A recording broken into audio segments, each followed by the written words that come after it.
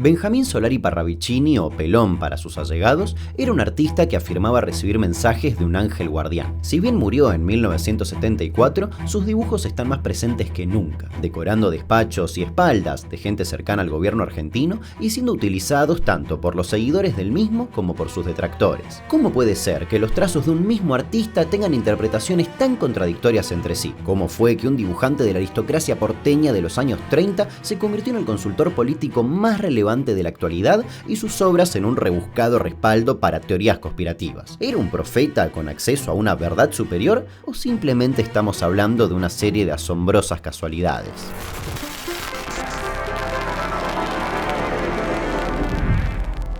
Es muy difícil hacer un video sobre Benjamín Solari Parravicini, ya que la información publicada en internet está bastante filtrada por sesgos y opiniones de las más variadas. Por eso, para elaborar este informe, se recurrió a la fuente original, los libros donde sus misteriosos dibujos vieron la luz casi que por primera vez. Pero antes de adentrarnos en ellos, es necesario entender rápidamente en qué contexto se generó todo esto. Benjamín Solari Parravicini, más tarde apodado Pelón por sus 8 hermanos menores, nació el 8 de agosto de 1898 en Buenos Aires, en el corazón de una de las familias más importantes de la aristocracia porteña y en un país que atravesaba un momento de esplendor económico, pero también de mayor desigualdad social. Su padre, Benjamín Tomás Solari y Romero, era psiquiatra de profesión, una especialidad médica que en aquella época gozaba de enorme prestigio científico. Además, llegó a ocupar una banca como diputado nacional. Su madre, Dolores Tomasa Parravicini y Noriega, pertenecía a una familia con ramificaciones aún más ilustres. Era prima hermana de Florencio Parravicini, quien se convertiría en uno de los actores más célebres de la historia del teatro y el cine argentino. Pero la conexión más significativa era con Mariquita Sánchez de Thompson,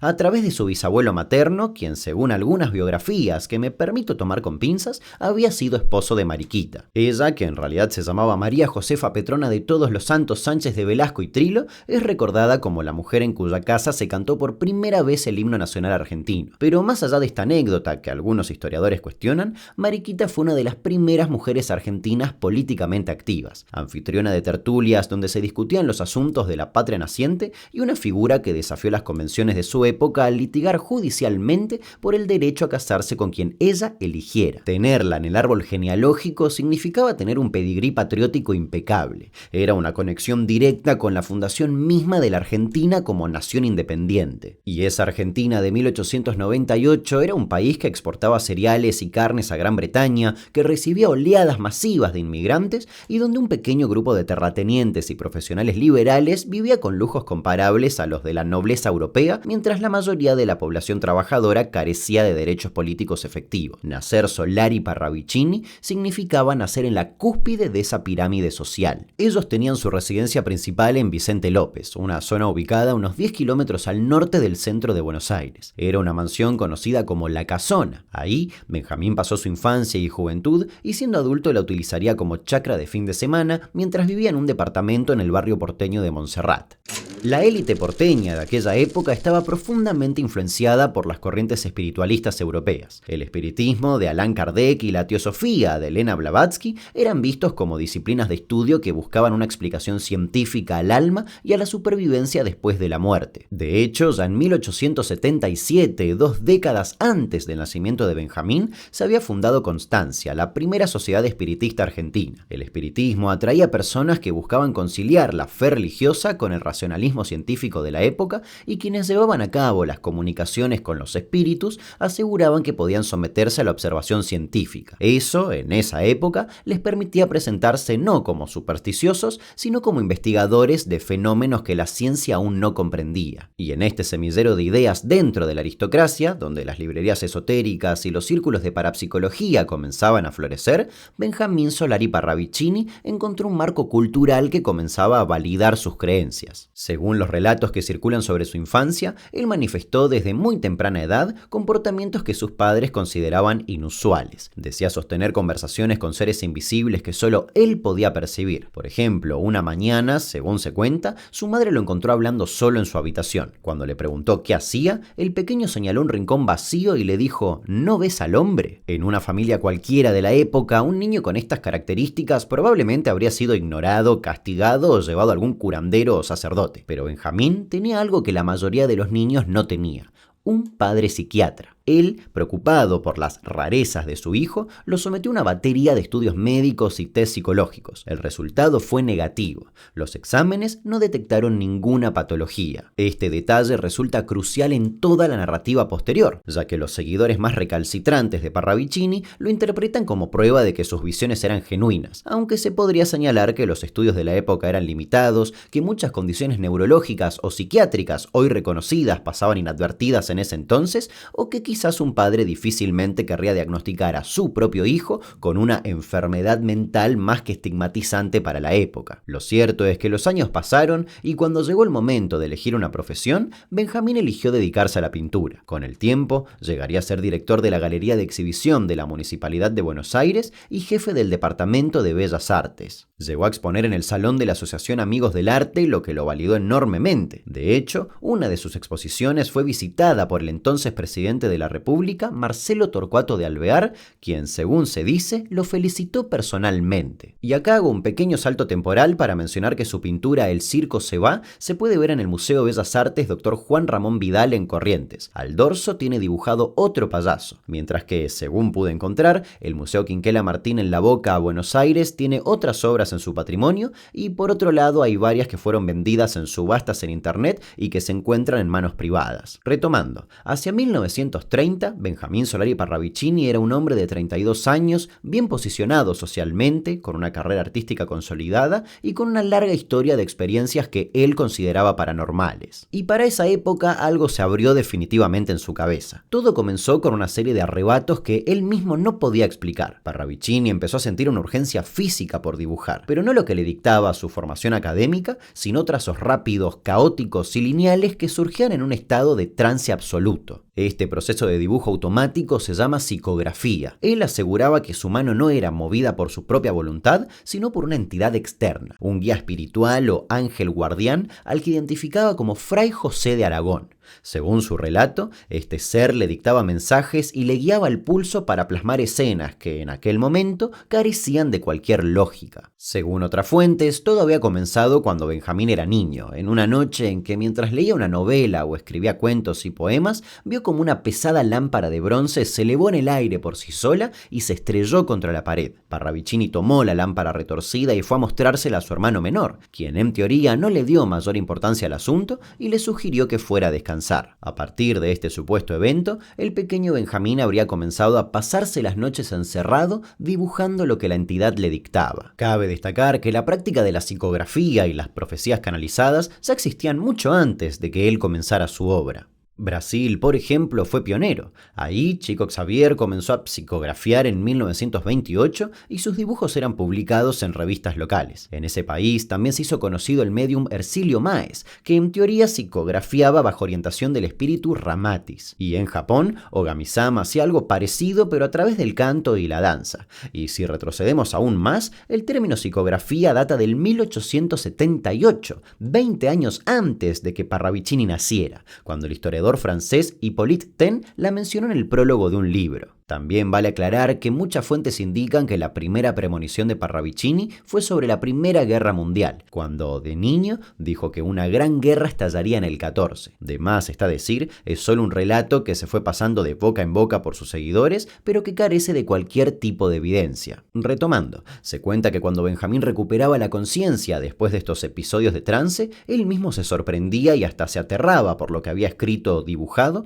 llegando incluso a quemar muchas de sus obras por considerarlas disparates o mensajes demoníacos, ya que era profundamente católico. Él no solo hablaba de eventos aislados, sino que describía una transformación espiritual y física del planeta y sus habitantes. En sus textos aparecía una mezcla extraña de catolicismo tradicional, apocalipsis y un nacionalismo místico que ponía a la Argentina en el centro de un renacimiento global. Y la verdad es que ese archivo de visiones privadas habría muerto en el anonimato de no haber sido por la intervención de Francisco Broalá. Él, un pilar del espiritualismo espiritualismo y la teosofía en Argentina, fue quien detectó en los dibujos de Pelón un valor documental para su propia causa. A través de la revista Conocimiento de la Nueva Era, empezó a publicar de forma esporádica y suelta las primeras psicografías a partir de 1967, aunque según otras fuentes fue a partir del 45. Uno de los primeros grandes compilados de obras de Parravicini en esta revista le adjudicaba haber anticipado consecuencias de la guerra, la bomba atómica, a Fidel Castro, los vuelos espaciales y hasta los Beatles. Sin embargo, cuando miramos los dibujos con el lente de la época en la cual fueron hechos, la cosa cambia un poco. Por ejemplo, en 1937, 8 años antes de Hiroshima, Parravicini escribió: «La era atómica se acerca. Rusia ya juega con ella sin saberlo. Después de las guerras llegará y hará guerra, y la guerra de guerra. Fuego de fuego será». Si bien es sorprendente, lo cierto es que para ese momento la física nuclear era el tema de moda en la ciencia. Un par de años atrás, en el 32, Chadwick había descubierto el neutrón y Enrico Fermi había experimentado accidentalmente con un bombardeo nuclear. La palabra átomo ya estaba en diarios y revistas asociada a energía, peligro y futuro, y en círculos intelectuales y populares ya existía la idea de una energía final capaz de destruir ciudades. Incluso años antes de la psicografía de Parravicini, en 1914, H.G. Wells escribió la novela The World Set Free, donde describía guerras con bombas atómicas y no por eso se transforma en un profeta. Otro ejemplo: caerá el corazón del mundo año 40, caerá y será alemana hasta el 44, hecho en 1938, 2 años antes de la caída de París y su posterior liberación, que efectivamente ocurrió en 1944. Lo cierto es que para el 38 la guerra ya era inminente. Hitler ya se había anexionado a Austria y los Sudetes y todos sabían que Francia era el objetivo. Sin duda alguna, el acierto al mencionar el 1944 como año de liberación es totalmente llamativo, pero si tenemos en cuenta los más de 1000 dibujos que Parravicini hizo a lo largo de su vida, no es descabellado que en algunos haya aciertos. Ya profundizaremos en este tema de la cantidad más adelante. Lo mismo ocurre con la supuesta predicción de la caída de Hitler y Mussolini. Predecir que 2 dictadores violentos tendrían un mismo y trágico fin no es profecía, es lectura política básica. Para el momento en que el dibujo fue hecho, ambos ya estaban abiertamente alineados y muchos analistas de la época dudaban de su supervivencia. La supuesta predicción de Fidel Castro es de las más destacadas en compilados en internet, pero también es de las más vagas. Vemos barba y antillas y automáticamente decimos Fidel Castro, pero en 1937 la barba era el arquetipo clásico del revolucionario anarquista o bolchevique del siglo XIX y principios del XX, mientras que las Antillas siempre fueron zona de conflicto por intervenciones estadounidenses. En cuanto al cambio en los roles de género que parecía predecir en 1936, con su psicografía que decía «La mujer pasará su cabello al hombre y el hombre pasará sus ropas a la mujer, ambos mandarán en igualdad de mando, pero el tiempo les hundirá», no es más que una reacción conservadora a la moda. Ya desde finales de los 20 que las mujeres habían comenzado a utilizar el pelo corto y Coco Chanel había popularizado el uso de pantalones. Parravicini, un hombre de clase acomodada y católica, veía con espanto la masculinización de la mujer moderna. Su supuesta predicción de los viajes espaciales también no es más que ciencia ficción popular. Para 1937, cuando escribió «El hombre volará a los espacios siderales, vencerá el sonido, conocerá los astros y sabrá que el mundo es inferior planeta y de castigo», ya se habían estrenado Flash Gordon tanto en cómic como en el cine y Buck Rogers ya se había publicado años atrás. Lo mismo con su acierto de que el Khan será el primer volador, también hecho en 1938, 19 años antes de que Laika viajara al espacio. El uso de animales en pruebas científicas era estándar, por lo que el que un perro o un mono sean los primeros en ir al espacio era algo lógico. Por supuesto que acertar el hecho de que iba a ser un perro es notable, pero coincide con las proyecciones que hacían los entusiastas de la cohetería de la época, quienes veían el avance de la aviación como un paso inminente hacia el espacio. Y las cuestiones espaciales no fueron las únicas que ya habían sido mencionadas por la ciencia ficción antes que Parravicini. La fecundación in vitro también. Parravicini dibujó en 1938 El hombre del mañana surgirá del cultivo espermático del laboratorio, maternidad artificial cultivada, algo que Aldous Huxley ya había publicado 6 años atrás en Un mundo feliz, un bestseller global que describía detalladamente la incubación artificial de humanos en frascos y la selección genética. Nuevamente, la ciencia ficción lo había dicho antes y no por eso son adivinos. Y para este punto vale recalcar nuevamente que Parravicini era un hombre culto de la aristocracia porteña y que muy probablemente tenía conocimiento de las zozobras o discusiones que se daban en el mundo. Insisto, eso no quita que haya semejanzas alucinantes, como la que hizo en 1939 cuando dibujó «La libertad de Norteamérica perderá su luz, su antorcha no alumbrará como ayer, el monumento será atacado 2 veces». En el dibujo se ve claramente a la Estatua de la Libertad, pero luego del 11 de septiembre de 2001, la psicografía, o mejor dicho, la lectura de la psicografía, se adaptó a las Torres Gemelas. Aprovecho este momento para recomendar el video hecho al respecto de esa historia, que por cierto también tiene doblaje al inglés. Y ese es un factor común en todo este asunto. Solo se rescatan un puñado de psicografías, las que de algún modo encajan con algo del hoy, pero hay cientos y cientos que aún no encontraron lugar, muchas relacionadas al tema ovni, a hombres y naves interespaciales y a una civilización que habita el interior de la Tierra. Parravicini hablaba de que un planeta iba a chocar contra el nuestro, de cambios en las estaciones del año o hasta de que el mundo regresaría a la edad de piedra y a los hombres de las cavernas. De más está decir que todas estas profecías incumplidas no se compilan en los eternos hilos en internet donde intentan analizar o encontrarle un sentido mágico a las cosas que Parravicini decía. Simplemente quedan guardadas esperando a que algún hecho de la actualidad pueda encajar con ellas. Volviendo a conocimiento de la nueva era, en la misma revista se incluye también un mensaje que Parravicini había recibido telepáticamente en octubre de 1952. Ahí, casi que por primera vez, hace mención al año 2002, año que será repetido una y otra vez en algunas psicografías como año de grandes cataclismos y en otras como año de contacto extraterrestre. De más está decir que nada de esto sucedió. En este mensaje recibido de forma telepática, Parravicini también se arriesgaba a predecir cómo sería el futuro. Hablaba de un sistema de pequeños radares que evitarían absolutamente todos los accidentes de tránsito, de que todos los muebles del hogar estarían hechos de una mezcla de cristal y caucho, de píldoras que reemplazarían a toda comida existente, de teatros redondos, de cines que proyectarían muchas películas al mismo tiempo pero en la misma pantalla, y de cementerios que recibirían descargas eléctricas en el suelo para pulverizar todos los restos humanos. A lo largo de los años siguientes, Parravicini siguió dibujando a un ritmo sorprendente, pero el verdadero punto de quiebre, el momento en que dejó de ser una curiosidad para algunos y se convirtió en un fenómeno editorial, ocurrió en 1969. En ese año, la ya mencionada revista Conocimiento de la Nueva Era lanzó una edición especial doble, los números 378 y 379, dedicada íntegramente a lo que llamaron psicografías premonitorias. En esta edición, además de una nota que le había hecho el diario Clarín a Parravicini en enero de ese año, se recopilan muchos dibujos que habían estado ocultos, la mayoría de finales de los años 30. Aquí, nuevamente, Benjamín habla de seres espaciales, de naviero de Ganímedes, de seres astrales de color verde y azul, de hombres anfibio, de civilizaciones en Neptuno y Venus y de marcianos llegando a la Tierra. Todas estas psicografías, que son mayoría, suelen quedar relegadas. De todo este compilado, las pocas que sobresalieron son las que, como dije anteriormente, con el tiempo encontraron dónde encajar. Por ejemplo, la que para muchos predijo el asesinato de Kennedy. Un golfer americano gobierna y le matan joven,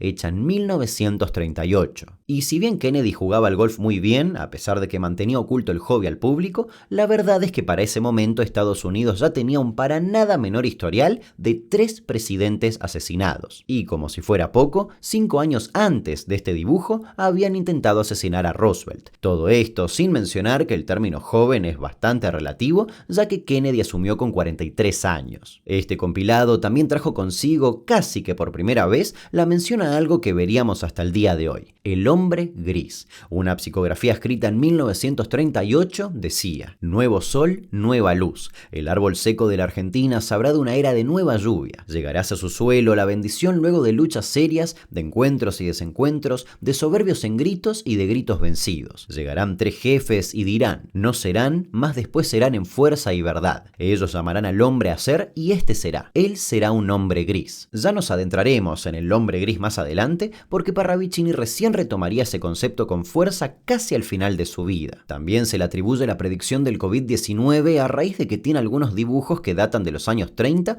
que dicen: resfrío de cabeza y garganta será el principio de la gran peste. acompañado de un dibujo en el que luego muchos encontraron rasgos asiáticos. En 2020 también reflotaron uno absolutamente vago y general que decía: la civilización será apresada 5 meses. Lo cierto es que casi todas las enfermedades virales respiratorias comienzan con síntomas de cabeza y garganta, y de más está decir que no fueron ni de cerca solo 5 meses de pandemia o de cuarentena. Esta publicación, al igual que la anterior, también está repleta de pseudo profecías místicas y extraterrestres que podría estar leyendo durante horas. A partir de los años 60, el tema ovni se intensifica en las psicografías. Habla de seres extraterráqueos que vigilan, bicéfalos que observan la Tierra de extremo a extremo, de mujeres que son fecundadas en la Tierra y que vuelven a su planeta, y de raptos de humanos que no son devueltos jamás. Por estos años, Parravicini conoció al ufólogo Fabio Serpa, a quien, en teoría, le contaría que había sido secuestrado por extraterrestres o seres sin párpados en plena avenida 9 de Julio. De hecho, fue justamente Serpa quien bautizó a Parravicini como el Nostradamus de América o el Nostradamus argentino. Con el tiempo produjo un documental con el que, según él, recorrió 18 países y en 2003 publicó un libro al respecto. Serpa fue fundamental para llevar a Parravicini del circuito esotérico marginal al conocimiento popular. A través de sus programas de radio, apariciones televisivas y conferencias, presentó las psicografías supuestamente cumplidas a audiencias masivas. Pero retomando con la cronología, lo cierto es que la publicación de la edición doble de la revista Conocimiento de la Nueva Era no solo fue un éxito de ventas que obligó a realizar reimpresiones, sino que además sentó las bases para la Biblia original del movimiento, el libro Dibujos Proféticos, publicado en 1972 por Sigurd von Burp.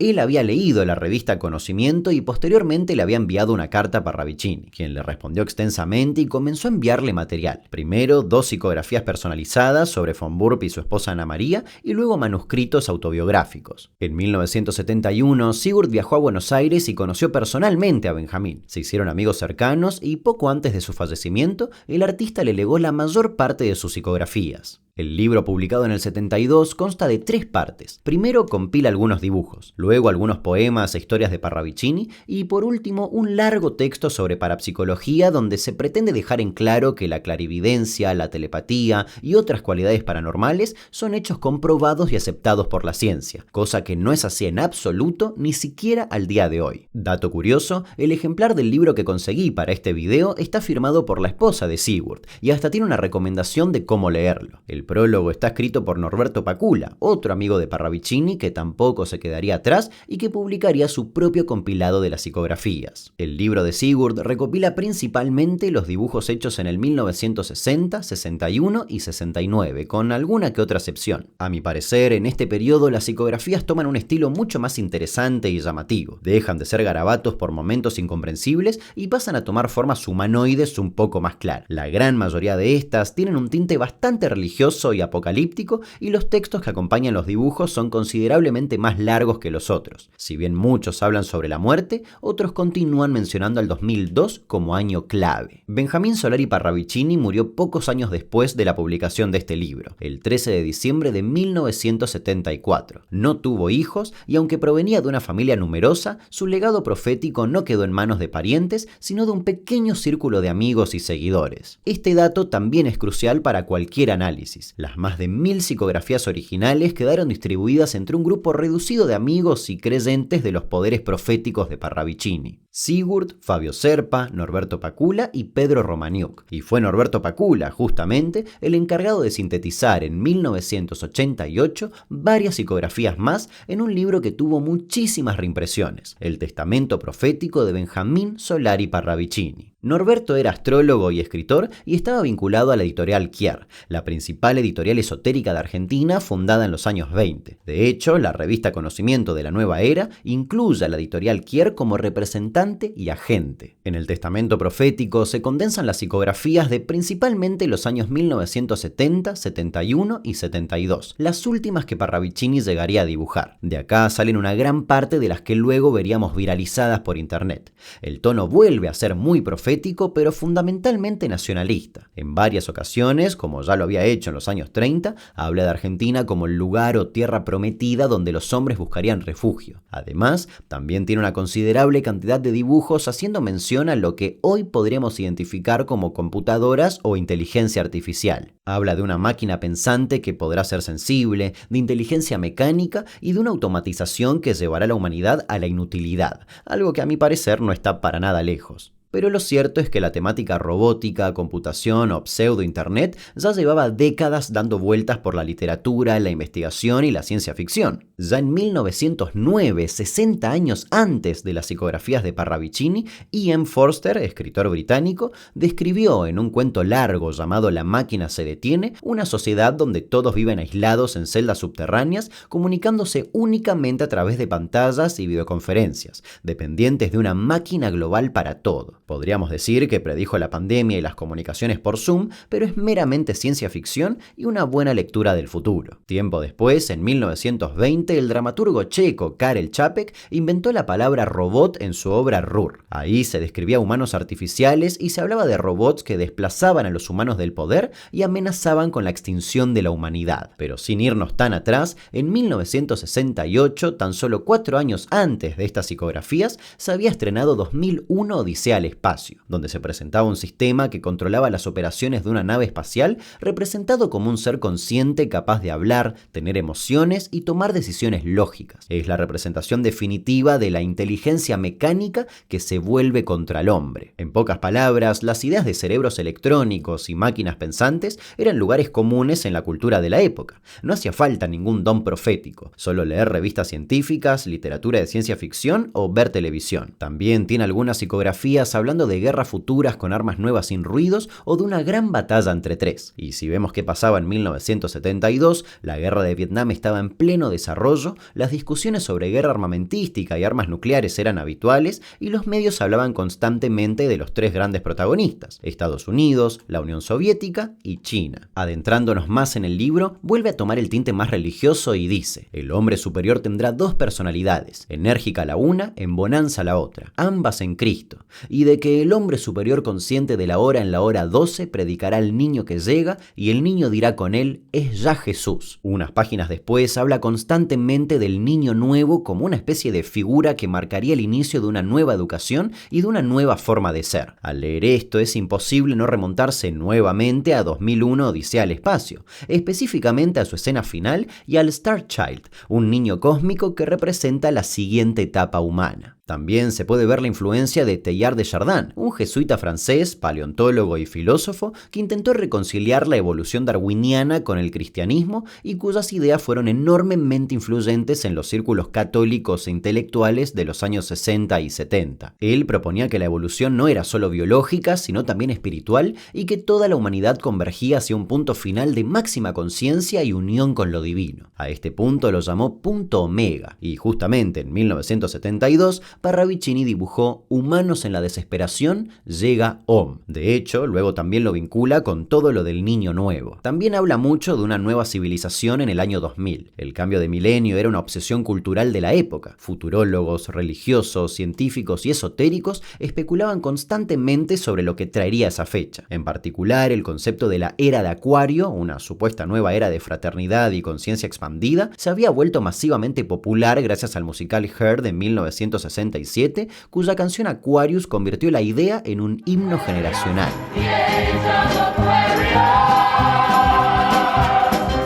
Parravicini hacía sus dibujos, la noción de que alrededor del año 2000 comenzaría una transformación civilizatoria era prácticamente un lugar común en revistas y libros de divulgación. Y también tiene muchas psicografías, como dijimos, de Argentina como lugar de salvación. Eso es algo bastante lógico teniendo en cuenta que la idea del país como refugio para los que huían de Europa estaba más que viva en la generación de Parravicini. Hasta mediados del siglo XX, Argentina era uno de los países más ricos del mundo y la idea de abundancia infinita era parte del orgullo nacional, aunque ya en los 70 esa imagen estaba en declive. Sin embargo, en esa época, la Guerra Fría estaba en su apogeo y existía una idea muy difundida de que el hemisferio sur, especialmente Argentina, Australia y Nueva Zelanda, sobreviviría a una guerra nuclear entre las superpotencias del norte. Esta noción aparecía en revistas de geopolítica, ciencia ficción y círculos esotéricos. Cuando Parravicini escribe sobre el hermano mundo herido en los fuegos que llegaría a Argentina, está haciéndose eco de todo eso. También existían profecías previas sobre Argentina como tierra de refugio. La más famosa es la atribuida a San Juan Bosco, muy difundida en círculos católicos,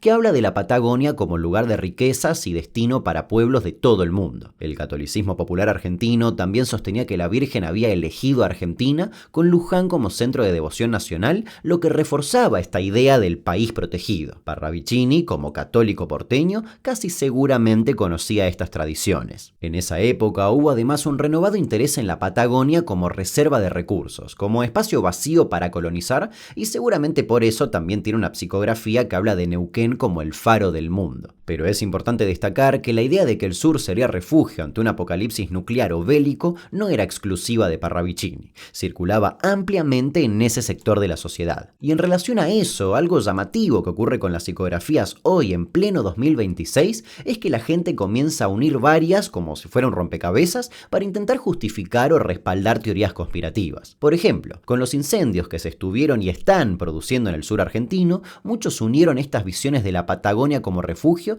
a otras psicografías hechas en el 39 que mencionan a Sion para intentar respaldar la teoría del Plan Andinia, una teoría conspirativa antisemita que denuncia un supuesto plan para establecer un Estado judío en partes de Argentina y Chile. Eso, sumado a la posición del presidente en cuanto al conflicto en Medio Oriente, fue la receta perfecta. La teoría del Plan Andinia se basa en parte en que Theodor Herzl, el padre del sionismo moderno, había mencionado a Argentina como una posibilidad en un libro de 1896. Veía a la Patagonia como un territorio enorme y casi vacío que podría servir de refugio para el pueblo judío, pero esta idea nunca prosperó y en 1905, un año después de su muerte, el Congreso sionista rechazó definitivamente cualquier alternativa fuera de la tierra histórica de Israel. La teoría del Plan Andinia tergiversa estos hechos para construir una fantasía conspirativa. Fue difundida en un principio por el Frente Nacional Socialista Argentino, una agrupación creada por los hijos del criminal nazi Adolf Eichmann como respuesta al secuestro de su padre por agentes del Mossad en nuestro país. A partir de ahí, comenzó a divulgarse por círculos de la derecha argentina y chilena,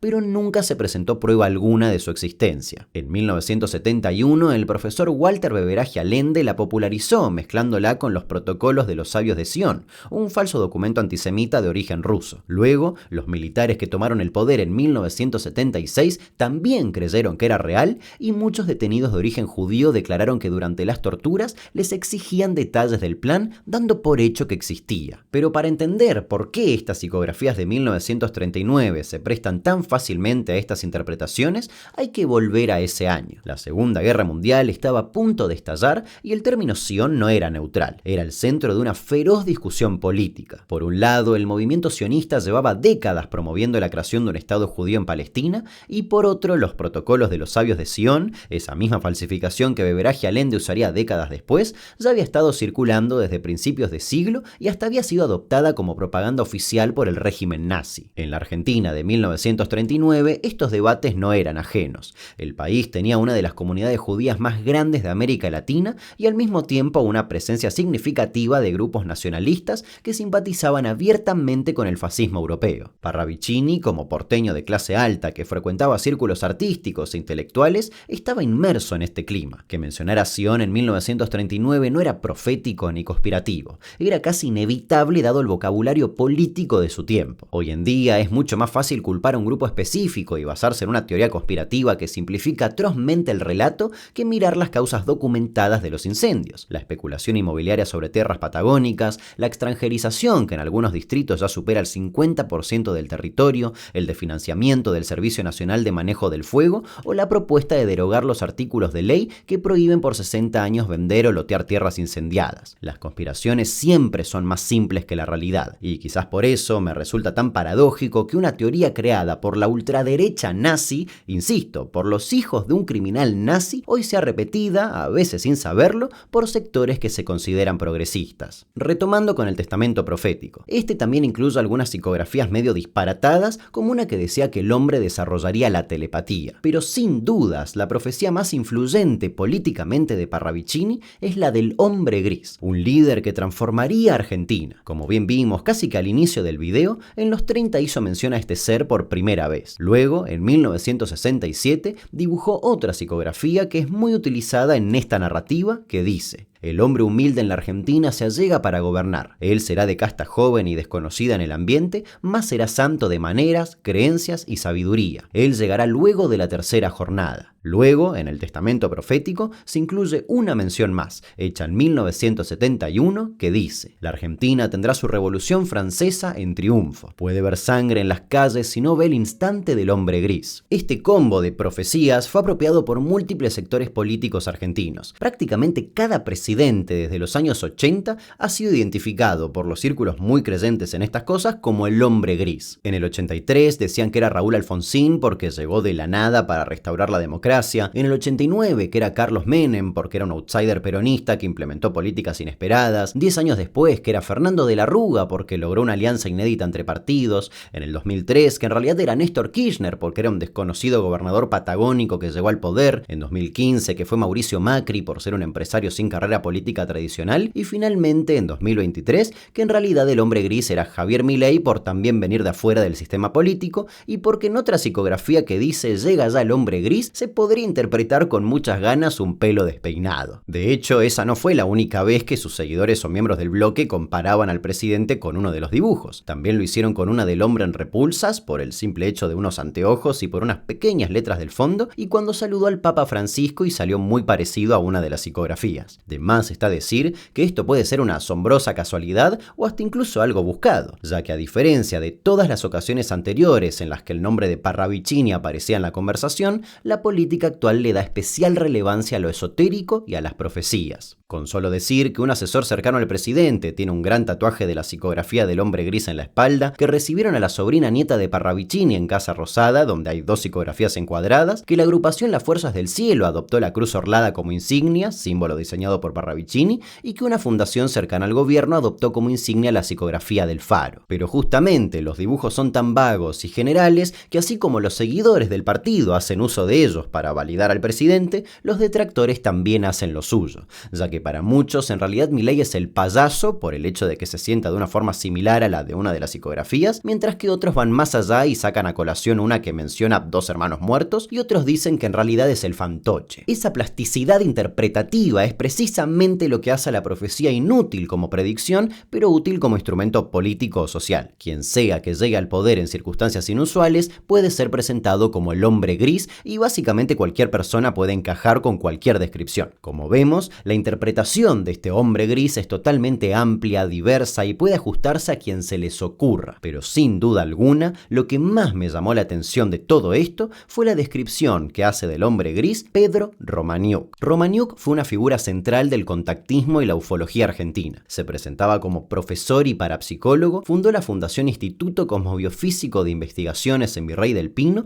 y desarrolló algo que llamaba psicoterapia psicotrónica piramidal. En sus instalaciones construyó varias pirámides donde daba sus charlas y la principal, de unos 5 metros de altura, era denominada laboratorio psicotrónico. Tenía un cristal de cuarzo en la punta y láminas de cobre que utilizaba para lo que él denominaba curación psicotrónica y donde, según cuenta el escritor Jorge Suárez, alivió el sufrimiento de miles de personas. Además, Romaniuk promovió lo mismo en el país, algo ya hablado en otro video del canal. Él se presentaba como el único alumno vivo en el mundo de Benjamín Solari Parravicini y lo llamaba mi maestro. Según sus propios relatos, presenció cómo Parravicini realizaba sus psicografías. Dijo: siempre cuando entrábamos se tomaba su copita de Jerez, rezaba varios Padres Nuestros y Ave Marías y después los ojos se le daban vuelta para arriba y comenzaba a hablar con una voz lenta y profunda. Un dato no menor es que Romaniuk afirmaba que Benjamín le había dado claves para interpretar la fecha. Por ejemplo, le dijo que las predicciones que señalaban el año 66 en realidad van sumadas al número 22,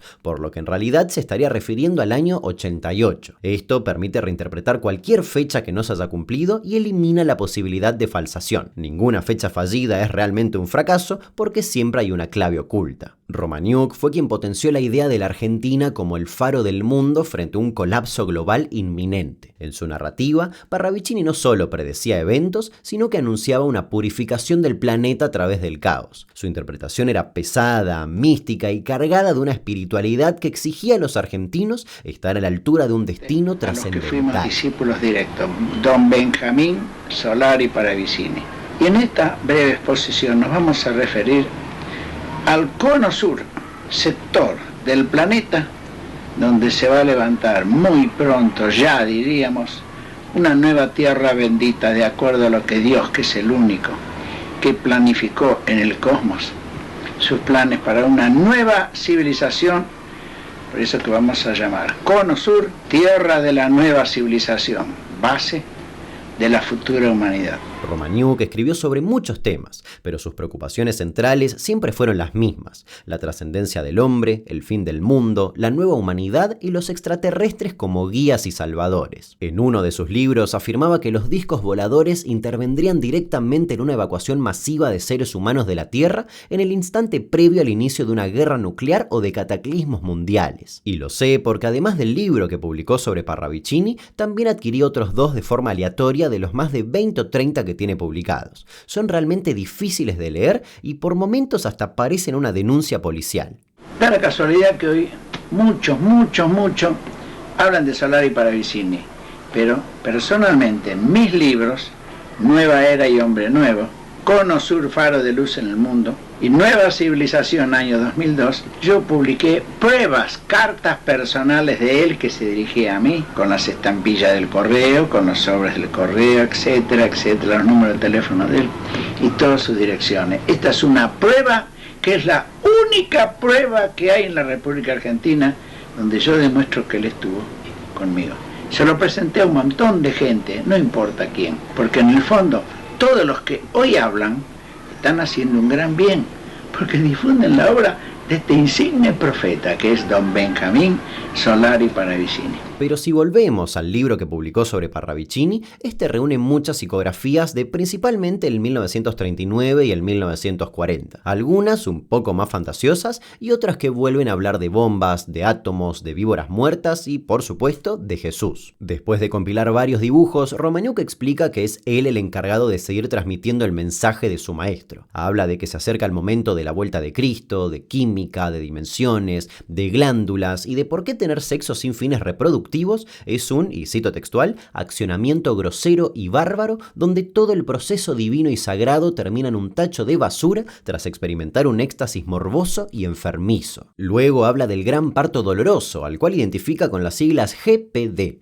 algo que según él sucedería como un gran efecto dominó. Primero un pueblo se desbordaría y saldría a las calles ante un desgobierno, luego la madre naturaleza haría que el Vesubio y otros volcanes explotaran, eso generaría enormes tsunamis que golpearían Nueva York y otras ciudades de Estados Unidos, pero también activaría la falla de San Andrés, lo que accionaría un reactor termonuclear ubicado cerca de ese lugar, haciendo que ojivas atómicas explotasen y borrasen del mapa prácticamente todo el mundo, menos al cono sur argentino, donde hay comida para 360 millones de hermanos y 5 billones de litros de agua curativa bebible. Y si piensan que eso es todo, permítanme decirles que no, porque después de todo eso y de explicar que 200 millones de jóvenes índigos cristal y diamante habrían sido implantados por Dios en la Tierra para llevar a cabo un plan cósmico, Romaniuk explica que habría 144.000 hijos de Dios mansos y humildes que ya estarían desarrollando 2 glándulas endocrinas necesarias para ingresar a la nueva civilización. Y si se preguntan cómo saber si ustedes forman parte de esos 144.000 hijos de Dios, se pueden dar cuenta porque van a sentir una fuerte picazón 4 dedos debajo del ombligo, porque al parecer ahí se genera la glándula de la ubicuidad, y porque además deberían tener una pronunciada protuberancia ósea en la séptima cervical, donde al parecer se genera la 9ª glándula, el centro de la conciencia superior. Si vos que estás viendo este video percibís esas 2 nuevas glándulas, felicidades, porque al parecer en algún momento, nadie sabe cuándo, vas a ser absorbido por una luz opaca que te llevará en segundos a una muy confortable nave que jamás imaginaste ver,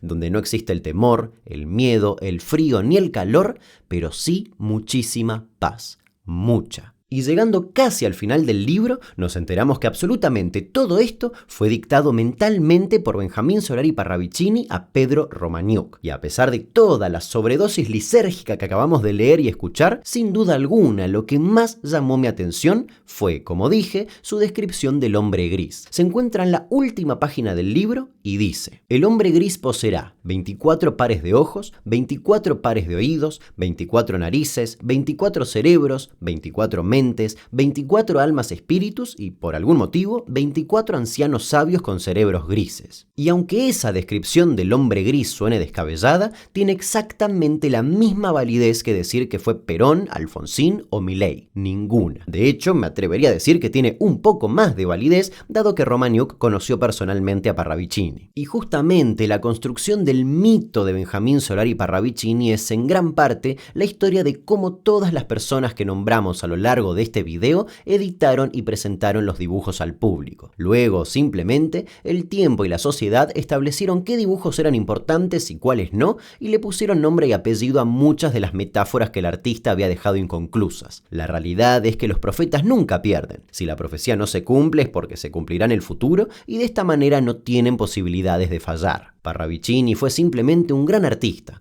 un hombre culto que escribía y dibujaba en un mundo que se estaba reconfigurando durante y tras la Segunda Guerra Mundial, y su lenguaje místico solía absorber las noticias internacionales de los diarios, la literatura y la ciencia ficción de la época. La vaguedad de sus dibujos es su mayor fortaleza, pero también su mayor peligro. Cualquier persona con suficiente resentimiento puede encontrar en una línea curva o en una palabra aislada la prueba irrefutable de un plan maestro de dominación o la certeza de que el apocalipsis es inminente. Es como querer atribuirle dones proféticos al enorme Carlos Busquet por el hecho de tener tweets espectaculares muy acordes a su presente, pero que se adaptan increíblemente bien a nuestro presente. La vigencia de Parravicini no nos habla de su capacidad para ver el futuro, sino de nuestra absoluta incapacidad para procesar el presente. El fenómeno de las psicografías no es una cuestión de evidencia, sino un síntoma de una sociedad que vive en un estado de crisis permanente y que ante la falta de certezas personales, institucionales, económicas o científicas, decide refugiarse en el pensamiento mágico. No es casualidad que el 2020 en plena pandemia o estas épocas de fuertes crisis, incertidumbres y guerras sean los años en los cuales se vuelven a viralizar sus dibujos. Trazos seguirán apareciendo una y otra vez en cada nueva crisis argentina, mundial o cuando finalmente la inteligencia artificial nos domine, siendo reinterpretados por el próximo gobierno de turno o por la siguiente teoría de odio que quiera viralizarse. Y es que preferimos creer que nuestro destino ya fue trazado por un ángel que le daba órdenes a un señor antes que aceptar que somos responsables de nuestras propias derivas políticas y sociales. Al final, pasamos horas y horas analizando trazos borrosos, buscando pistas del apocalipsis o de algún plan maestro, y lo digo habiendo pasado un mes leyendo todos los libros, mientras el delirante presente se nos escapa entre los dedos. Quizás el verdadero misterio no es si Parravicini veía el futuro, sino por qué preferimos descifrar sus dibujos antes que hacernos cargo del nuestro.